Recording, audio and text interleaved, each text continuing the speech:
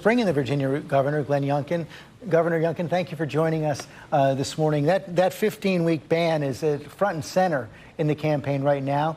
Are you worried that it's going to cost you the legislature? Well, George, good morning. And there are huge elections in Virginia on Tuesday, 3 short days away. And I appreciate you covering them because I think they're the most important elections in America, because these issues that are so important to Virginians are also the ones that are going to be so important to Americans next year. And on the topic of abortion, this is a tough topic. It's one of the most divisive topics across Virginia and America today. And I'll just remind you that just 4 years ago in Virginia, they were one vote away from the Democrats passing a bill that would extend abortion rights all the way up through and including birth, paid for by taxpayer money. I really feel that this is a moment for us to come together around reasonable limits where we can protect life at 15 weeks, where a baby feels pain, with full exceptions in the case of rape and incest and when the mother's life is at risk. And I think this is a place that Virginians can come together. All the way up through birth is way too extreme. This is a place we can come together and settle on a very difficult topic. And I think we can lead here as opposed to fight. Well, but current Virginia law says it has 26 weeks, has abortion access up to 26 weeks. Why not just leave that law in place? Well, what I'm hearing from Virginians, and nearly 70% have responded that they would support a bill to protect life at 15 weeks with full exceptions where a baby can feel pain. And I think this is a reasonable place for us to land. And what's on the ballot, I think, is a choice between no limits and reasonable limits. And I think this is one where Virginians come together around reasonableness.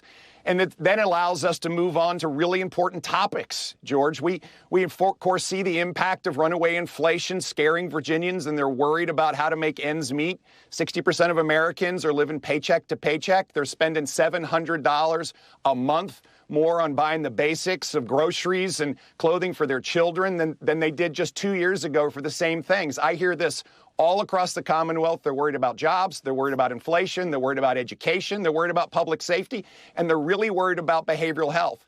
And we have led on all of these topics. We have 230,000 more people working today in Virginia than just 22 months ago. We passed record education budgets with 12% raises for teachers just in the last 18 months. We've had a massive transformation of our behavioral health system, which desperately needs it because it's overwhelmed.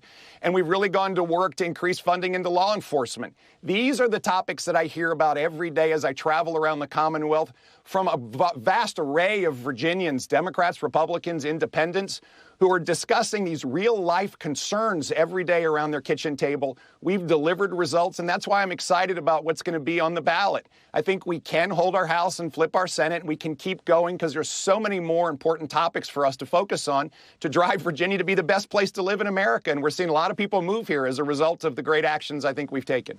You've got a lot of Republicans around the country who want you to run for president. As you know, you just saw the poll we had that showed both Joe Biden and Donald Trump unpopular. Now, I know you say you're not going to address this until after the Tuesday election, but I just want to know, have you ruled out running for president in 2024, or is that still a possibility?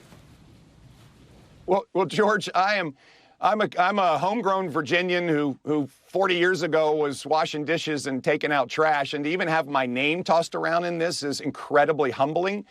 I'm excited about the fact that people are encouraged by what's happening in Virginia, where common sense policies really are working to generate job growth. And we have a huge tax rebate that has gone out. We've had $5 billion of tax relief. People like this.